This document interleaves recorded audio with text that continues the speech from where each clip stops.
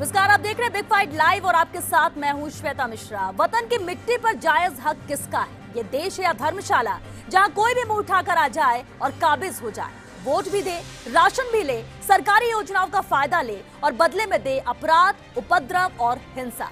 हमारे देश में सांपों को दूध पिलाने का पुराना रिवाज तो है साहब, लेकिन गले में लटकाने का नहीं।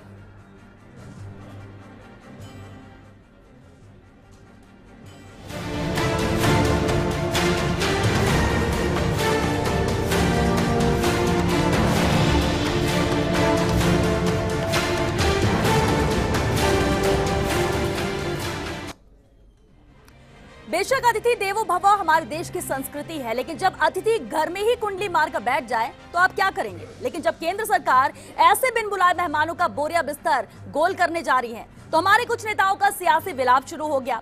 लेकिन आखिर क्यों? देश के संसाधनों पर हक है तो किसका है? कभी रोहिंग्या के नाम पर, कभी शरणार्थियों के नाम पर, तो कभी घुसपैठियों के नाम पर जो अमर बेल देश पर डाली जा रही है वो आपके गुलिस्ता को कितना गुलजार कर रही है। आज बहस इसी बड़े मुद्दे पर हमारे साथ खास मेहमान जुड़े हैं।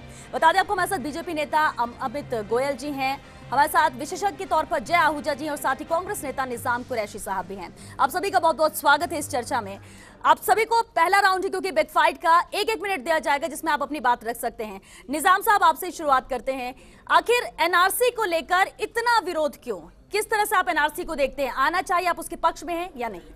देखिए, इसमें मैं ये कहना चाहता हूँ कि एनआरसी के पक्ष में तो मेरे ख्याल कोई भी हिंदुस्तानी नहीं होता है। अगर इस तरह का है तो इसको रिव्यू करना चाहिए।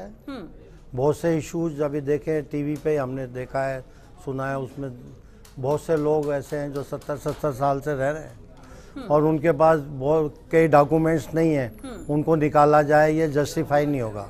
तो इसमें मेरा कहना है कि एक बार इसको रिव्यू करना चाहिए, मैं ऐसा सोचता हूँ। बिल्कुल, यानी रिव्यू होना चाहिए आपको लगता है। बाकी इसमें और कोई विरोध आप नहीं कर रहे हैं आपकी तरफ से? आप नहीं, मैं पहले रिव्यू तो हो ना, विरोध करना नहीं करना तो बात की बात है। पहले जो जेन्युइन लोग हैं जिनको वहाँ रहने का हक है उसका तो तय हो ना। लेकिन ये तो पहले ही कहा जा रहा है बीजेपी की तरफ से, अमित शाह यही कह रहे हैं कि अभी तो सिर्फ आइडेंटिफिकेशन होगा, अभी से इतना विलाप क्यों करना? तो वो होने दीजिए, फिर उस पर आगे बात करेंगे आपके साथ। चलिए ठीक है कि पहले यहाँ पर आइडेंटिफिकेशन होना जो प्रोसेस है वो हो जाए, इसके बाद आपका कहना है। चलिए ठीक है, आपका वक्त भी हो गया यहाँ पर। अमित साहब, समझना ये चाहेंगे आपसे कि बीजेपी लगातार ये कह रही है, अगर अमित शाह के बयान की बात की जाए तो उनका कहना यही है कि चाहे जो भी हो जाए इससे पीछे नहीं हटने वाले। श्वेता, वैसे आपने 1 मिनट का समय दिया है, 1 मिनट के पर इस मुद्दे पर बोल पाना बहुत मुश्किल है, लेकिन निश्चित रूप से मैं आपको बता दूं, अगर एनआरसी के बारे में जानकारी पूरी करनी चाहिए तो अपने को जाना चाहिए 1951 से। 1951 से लेकर 1961 के बीच देश के अंदर 35%, आसाम के अंदर 35% आबादी बढ़ी।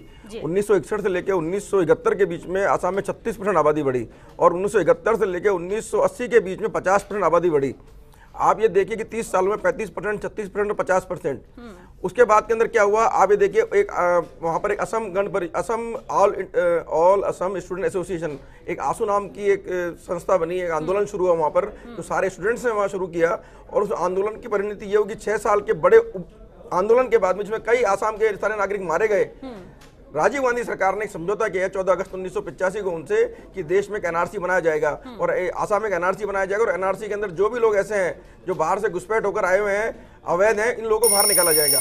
लेकिन उसके ऊपर कोई काम नहीं हो पाया। बिल्कुल, चलिए अमित गोयल जी, आपको भी वक्त मिलेगा क्योंकि अभी अपनी बात रखने का वक्त है। इसके बाद आप आमने सामने भी होंगे, अपनी बात बिल्कुल रख सकते हैं आप। लेकिन अब जय आहूजा साहब, अगर विशेषज्ञ के तौर पर आप है और आप तो कई लोगों को पुनर्स्थापित भी करते हैं, एनआरसी क्या लागू नहीं होनी चाहिए? 100% लागू होना चाहिए। देखिए, लॉ ऑफ लैंड एक शब्द होता है, हर धरती का अपना कानून होता है, भारत का भी संविधान है, अपना कानून है। बिल्कुल। भारत के संविधान में आफ्टर पार्टीशन, जब उस समय के कांग्रेस सरकार थी, उस समय के लोगों को, देश को चलाने वाले लोगों को ये लगा कि पाकिस्तान और बांग्लादेश, जो उस समय पूर्वी पाकिस्तान था, वहां पे जो माइनॉरिटीज हैं उनके राइट्स बहुत ज्यादा खतरे में हैं और वहां की रिलीजियस जो मेजॉरिटी है, वहां के बहुसंख्यक समाज उनके ऊपर बहुत अत्याचार कर रहा है। तो 1955 के नागरिकता एक्ट में लीगल माइग्रेशन का प्रोविजन रखा गया पूर्वी और पश्चिमी पाकिस्तान की अकलियत के लिए, माइनॉरिटी के लिए। लेकिन बांग्लादेशी बहुसंख्यक या पाकिस्तानी बहुसंख्यक या रोहिंग्याओं के बारे में हमारा संविधान चुप है, कुछ भी नहीं कहता। उनके लिए ना कोई शरण का प्रावधान है क्योंकि उनको अपने देश मिले हुए हैं। तो हमारे पास अपनी ही अकलियत की संख्या बहुत बड़ी है, वो हमारे भाई बहन है, तो वो लॉ ऑफ लैंड के हिसाब से देश चलना चाहिए, किसी अपीजमेंट की पॉलिसी के तहत देश नहीं चलना चाहिए। चलिए, लॉ ऑफ लैंड के अकॉर्डिंग देश चलना चाहिए। चलिए, एक मिनट का वक्त था, राउंड 2 शुरू करते हैं। नॉकआउट राउंड आप अपनी बात रख सकते हैं, कोई भी रख सकता है। निजाम साहब, आखिर सवाल ये उठते हैं कि क्या 2019 का चुनाव एनआरसी पर लड़ा जाएगा, जिस तरह से एनआरसी के मुद्दे को सबसे टॉप पर रखकर इस समय बहस चल रही है? एनआरसी कांग्रेस के लिए तो सबसे ऊपर मुद्दा नहीं है, बीजेपी के लिए ये मुद्दा है, क्योंकि ये लोग कब्रिस्तान और शमशान की बात करके, हिंदू मुस्लिम की बात करके राज में आना चाहते हैं। तो लेकिन अब हिंदुस्तान के लोग समझ गए इनकी राजनीति। अब इसका रिजल्ट कोई बहुत अच्छा इनके फेवर में मैं नहीं मानता होने वाला है। अमित जी, लगातार कांग्रेस की तरफ से एक आरोप लगाया जा रहा है कि बेरोजगारी पर बात नहीं करनी है यहाँ पर अगर हम दूसरे मुद्दों की बात करें, ज्यादातर जिससे राहुल गांधी भी जिक्र कर रहे हैं, राफेल पर बात नहीं करनी है, दलितों पर बात नहीं करनी, और इन मुद्दों से भटकाने के लिए ही एनआरसी लेकर आए हैं, ये कांग्रेस का आरोप है। देखिए, निजाम साहब ने एक बात की कि एनआरसी कांग्रेस के लिए कोई मुद्दा नहीं है। निश्चित रूप से माना जा सकता है कि राष्ट्रीय सुरक्षा, देश के संसाधन, यहाँ की नौकरियां, यहाँ का निजाम कांग्रेस के लिए कोई मायने रखता भी नहीं है। आसाम के अंदर कांग्रेस के 2 मुख्यमंत्री बीपी चिलोहा और हितेश्वर सौकिया, एक 7 साल मुख्यमंत्री रहे, एक 12 साल मुख्यमंत्री रहे। उन लोगों ने जब मुख्यमंत्री रहने के दौरान कांग्रेस के केंद्रीय नेतृत्व को पत्र लिखा, केंद्र कांग्रेस की सरकार थी, कि साहब इस तरह से लगातार यहाँ अवैध घुसपैठ हो रही है, यहाँ का डेमोग्राफी चेंज हो रहा है, अपराध बढ़ रहे हैं, यहाँ के स्थानीय संसाधन संस्कृति नष्ट हो रही है, इस पर कार्रवाई होनी चाहिए, अवैध घुसपैठ पर रोक लगनी चाहिए। लेकिन कांग्रेस का संकट ये रहा है कि ये जो तबका अवैध घुसपैठ के रूप में भारत में आता रहा, कांग्रेस ने इसको हमेशा अपने वोट बैंक के रूप में यूज किया। इनके राशन कार्ड बनवाए, इनके वोटर आईडी कार्ड बनवाए। कुल मिला के राष्ट्रीय सुरक्षा कांग्रेस के लिए कभी कोई मुद्दा रहा नहीं। आप ये देखिए 1970, अरे आप सुनिए आराम से, 1971 निजाम जी, आखिर यही आरोप लग रहे हैं कि क्या वोट बैंक के लिए ही कांग्रेस साथ है? सिर्फ वोट बैंक के लिए वोट का फायदा है? श्वेता जी, जिस तरह की स्थिति आज देश में बन रही है, 1971 जब डीडी दूरदर्शन नहीं हुआ था देश में, उस टाइम टेलीविजन इंडिया करके एक हमारे चलता था, टेलीविजन चलता था, उसके अंदर बाकायदा आप देखेंगे इंदिरा गांधी जी का रिकॉर्डेड वीडियो पूरा है उसके अंदर। उसमें बाकायदा वो कह रही हैं कि देश में पानी सर से ऊपर जा रहा है, या बढ़ रहे हैं, तो हम देश से बाहर निकालेंगे। आज इन्होंने इंदिरा गांधी की उस बात को भी नकार दिया है, क्योंकि इनके लिए सत्ता और किसी भी कीमत पर सत्ता, देश की सुरक्षा, सत्ता, इनको एनआरसी आपका टाइम हो गया है। एनआरसी मुद्दा रह गया, बेरोजगारी, लॉ एंड ऑर्डर, महंगाई, ये सब चीजें इनके लिए इम्पोर्टेंट नहीं है, क्योंकि ये तो इनको तो फिर एक ही इशू है, दो समाज को एनआरसी भी तो इम्पोर्टेंट है सर। एनआरसी इम्पोर्टेंट है, लेकिन उसके अलावा और काम भी। आप जाइए ना चाइना को, क्यों नहीं रोकते? कांग्रेस एनआरसी के मुद्दे पर क्या चाहती है? क्या कांग्रेस एनआरसी का विरोध कर रही है? आप चिल्ला क्यों रहे हो? बताओ ना, लेकिन आप चुप तो रहिए, आप चिल्लाइए नहीं, एनआरसी की बात करो ना। चिल्लाना, आप दूसरे इशू पे जाएंगे। मुसलमान देश में आते हैं, आप लोग खड़े जाते हैं, इनके मानवाधिकार है। अरे मानवाधिकार नहीं है क्या? आप हिंदू मुसलमान की बात के अलावा हिंदू मुसलमान की बात ही नहीं है, इसके अलावा इशू क्या है? बांग्लादेशी घुसपैठियों को आपके पास कोई इशू ही नहीं है। आप काम करना आपको आता नहीं, लोगों को रिलीफ देना आता नहीं, आपके पास इसके अलावा कोई इशू नहीं। एनआरसी के अंदर 40 लाख लोगों के नाम नहीं है। अरे आप 40 लाख लोगों में 12 लाख हिंदू भी है। मैं ये कह रहा हूँ, आपको इस इशू के अलावा हिंदू मुस्लिम क्यों देखते हो? आपको सांप्रदायिकता के अलावा कुछ क्यों नहीं है आपके लिए? आप चिल्लाइए आप ना। अरे आप बात रखते ही नहीं है, देश की सुरक्षा का मुद्दा नहीं है आपके लिए। निजाम साहब, आप यही सवाल उठा रहे हैं। आपने कहा, निजाम साहब आपने कहा मुसलमान शब्द कहाँ आया? चलिए, ये है इशू, लेकिन एक बात बताइए, एनआरसी नहीं है। निजाम साहब आप ये जवाब दीजिए, एनआरसी नहीं है बड़ा मुद्दा? नहीं, एनआरसी आपको नहीं लगता एनआरसी लागू होना चाहिए? आपको इसको रिव्यू करना चाहिए, उसके बाद इस पे चर्चा करेंगे। मैंने ये नहीं कहा कि एनआरसी मुद्दा नहीं है, मैं कह रहा हूँ पहले इसको रिव्यू होने दीजिए, फिर देखते हैं। इसमें हिंदू मुसलमान के अलावा इनके पास कोई चारा नहीं है, क्योंकि इनको लग रहा है कि नैया डूब रही है, इसलिए बेचारे परेशान हो रहे हैं। चलिए ठीक है, जय जी आप कुछ बोल रहे थे इस पर। देखिए, मैं एक रिफ्यूजी एक्टिविस्ट के तौर पे काम करता हूँ। भारत के संविधान का पूरा मान सम्मान ध्यान में रखते हुए हम लोग काम करते हैं। एक भी इलीगल इमिग्रेंट, अवैध घुसपैठिए के हम लोग ऐसे एक्टिविस्ट सख्त खिलाफ है। उसमें 10 लाख 12 लाख हिंदू हैं। मैं पाकिस्तानी विस्थापित हिंदुओं के लिए काम करता हूं, फिर भी मेरा व्यक्तिगत मत है कि वो 12 लाख या 10 लाख लोग भी वापस जाने चाहिए। इसको मना उस पे कोई चर्चा नहीं होनी चाहिए। नहीं आने चाहिए, भारी लोग नहीं इलीगल तरीके से कोई भी भारत में आएगा। भारत धर्मशाला नहीं है। हमारी सड़कें छोटी पड़ रही हैं, हमारी कल्टीवेटेड लैंड, हमारी उपजाऊ जमीन कम हो रही है, हमारी हर चीज कम होती जा रही है। उसको जाके वो मुद्दा नहीं है सर। डोकलाम पे बात करने के लिए वो मुद्दा नहीं है निजाम साहब, बिल्कुल मुद्दा नहीं है। हर आज डोकलाम पे आगे एनआरसी पे बात करनी है, पहले ये तय होना चाहिए। एनआरसी को दरकिनार कर रहे हैं जी श्वेता जी, हम एनआरसी पे बात करने आए हैं, एनआरसी पे बात करिए ना सर। ऐसे तो हर एक मुद्दा, एक एक मुद्दे पे हमने चर्चा की है। एनआरसी अगर आज के वक्त पर अगर एनआरसी को लेकर विरोध हो रहा है, क्यों विरोध होना चाहिए? आप यही स्पष्ट कर दीजिए। इनके पास कोई इशू नहीं है, सिर्फ यही वजह है, ये इशू है। आपको नहीं लगता कि इसको लागू कर देना चाहिए? आइडेंटिफिकेशन तो होगा। बीजेपी का ये कहना है। मैंने मैडम अभी अर्ज किया ना, बिल्कुल आपने कहा कि इसको रिव्यू किया है, उसके बाद बात करेंगे। एक बात बताइए, ये भी कहा जा रहा है, बीजेपी की तरफ से कहा जा रहा है कि अभी तो सिर्फ प्रोसेस में आ रहा है, इसको बात की जा रही है, अभी से क्यों कांग्रेस बौखला रही है? कहां बौखला रही है? कांग्रेस नहीं बौखला रही इसमें, बिल्कुल। ये इनको ही तकलीफ हो रही है, यही बौखला रहे हैं। कांग्रेस का तो कोई कांग्रेस का सबसे बड़ा महागठबंधन का एक बहुत प्रमुख दल है ममता बनर्जी का, तृणमूल कांग्रेस। क्या बात बोली उन्होंने? आपने क्यों उनको ये नहीं बोला कि हम आपको गठबंधन से बाहर करते हैं? ऐसी महिला जो देश में गृहयुद्ध की बात कर रही है, वो आपके साथी है, उसका गलबैया कर रहे हैं आपके नेता। आपके साथ तरह का माहौल देश में आप खड़ा कर रहे हैं? आपके गठबंधन में कैसे आप हिंदू मुसलमान की बात क्यों करते हैं? आप अवैध घुसपैठियों की बात क्यों नहीं करते? आप रोहिंग्या मुसलमानों की बात क्यों नहीं करते हो? आपके पास इस इशू क्या मानवाधिकार सिर्फ अवैध घुसपैठियों के, रोहिंग्या मुसलमानों के मानवाधिकार है? आप कुछ भी जब बोलिए, कश्मीर के आपके अंदर बोलने कश्मीरी से पंडित निकाले गए थे तब उसने मानवाधिकार नहीं तो थे। उसको लाए क्यों? कांग्रेस आप लगाकर मुंह में चुप बैठी थी। अरे आप लेके क्यों नहीं है? आपका रास्ता, आप राज कर रहे थे। देखते हैं आपकी सुरक्षा का मुद्दा नहीं है आपके लिए। आप कश्मीर इशू पे बात कर रहे हैं, कश्मीर इशू पे आप राज में लेकिन आप इसके अंदर उनको लेके आप एक कश्मीरी को भी लाए क्या?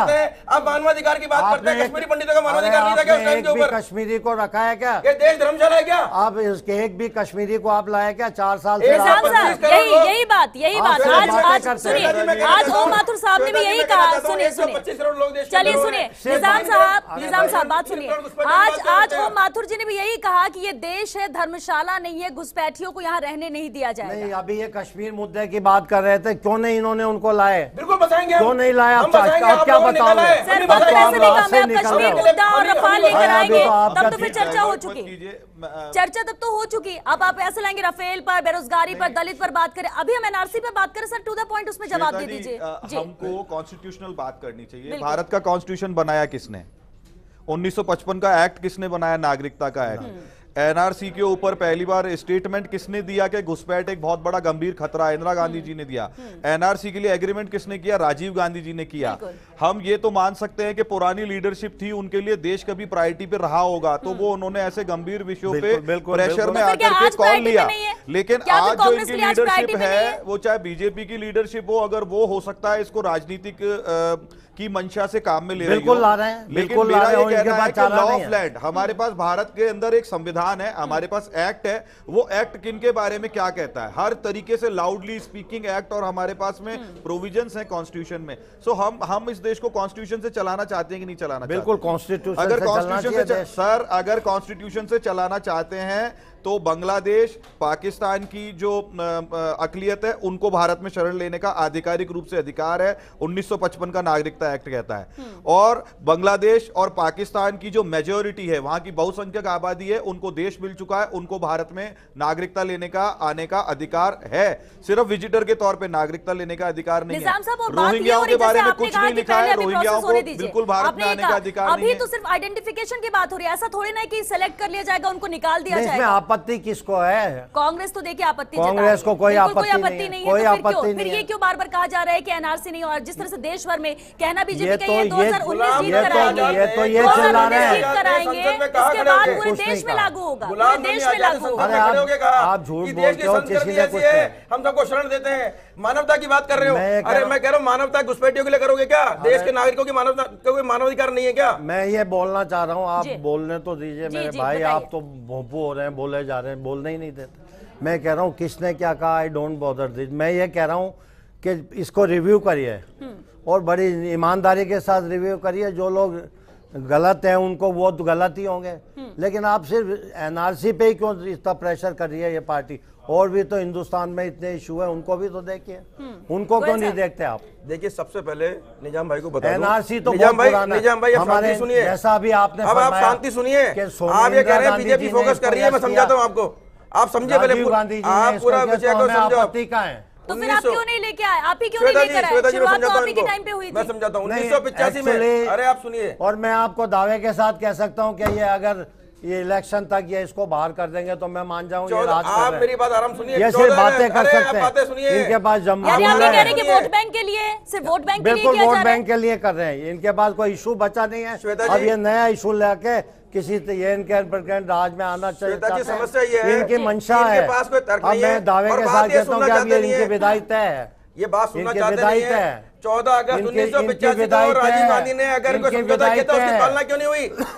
14 अगस्त 1985 को राजीव गांधी ने कोई समझौता किया था, उसकी पालना क्यों नहीं हुई? आप कश्मीर में आप ये 4 बताइए, साल से राज में क्यों नहीं? 30 साल तक मामला क्यों पेंडिंग रहा? पंडितों को बसाया आपने, 30 साल तक मामला पेंडिंग अगर एनआरसी को लेकर कांग्रेस विरोध कर रही है तो लाई भी तो कांग्रेस ही है, आपको तो और साथ देना चाहिए, और तब अपने वक्त पे क्यों नहीं किया? लेकिन क्रेडिट लेने वाली बात ही नहीं मैं है। आपसे एक सवाल अमल में करता कौन हूं, लाया? श्वेता जी आपसे पूछ रहा हूँ जी कि ये 4 साल कश्मीर में रहे, राज किया, कश्मीरी जब राज में आने से पहले पूरे हिंदुस्तान में ये चिल्लाते फिर रहे थे कि कश्मीरियों के साथ ये हो गया, कश्मीरी पंडितों के साथ ये हो गया। आप 4.5 साल में इन्होंने एक कश्मीरी पंडित को लाके बसाया क्या? तो आपका कहने का मतलब है कि एनआरसी की भी बातें ही कर रहे हैं, ये एनआरसी को लेकर भी सिर्फ बातें। जी जय जी, देखिए सर, आपको है ना इतिहास पढ़ना पड़ेगा कुरैशी साहब, पूरे विश्व का इतिहास पढ़ना पड़ेगा। मैं विस्थापितों की समस्या पे काम कर रहा हूँ। नहीं आप कर रहे हैं ठीक है, लेकिन मेरा निवेदन सुने सर, 10 सेकंड मुझे भी दीजिए, 10 सेकंड मुझे भी दीजिए। मैं पूरी चुनौती के साथ कहता हूं, भारतीय जनता पार्टी 20 साल भी राज कर ले तो भी कश्मीरी पंडितों को वापस नहीं बसा सकती। उसका एक कारण है, आप इसको अन्यथा मत लीजिएगा। विश्व की जिन सभ्यताओं को अरब्स ने आके, इस्लाम ने आके नष्ट किया, वहां पे उनके मूल सभ्यता का सर, वहां पे उनकी मूल सभ्यता का कोई व्यक्ति वापस नहीं किया।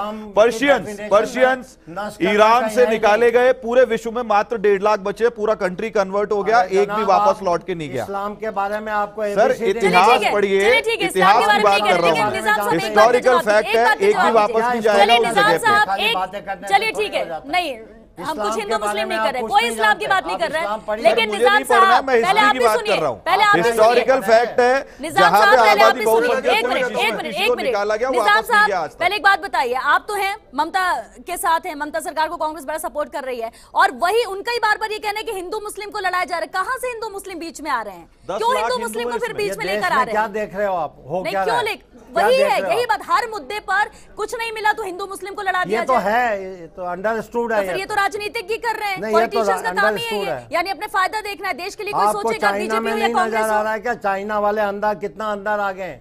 कहाँ गए ये बहादुर लोग? बाहर देश की बात तो छोड़िए सर, देश के अंदर ही जब आप लोग भी तो नागरिक है ना, यहाँ के नागरिक है ना, बीजेपी हो कांग्रेस हो, नागरिक है यहाँ के, आप उसको लेके बात नहीं करना चाहते, आप उसको लेके बात नहीं करना चाहते। मैं आपको बताऊं श्वेता जी, इनको इस बात की जानकारी नहीं है। मुझे ये जो 2009 के अंदर, अरे जो 2009 में एक एनजीओ कोर्ट में गया, सुप्रीम कोर्ट में, वक्त भी खत्म हो गया है, वक्त भी खत्म हो गया, चर्चा यहाँ पर खत्म करनी होगी।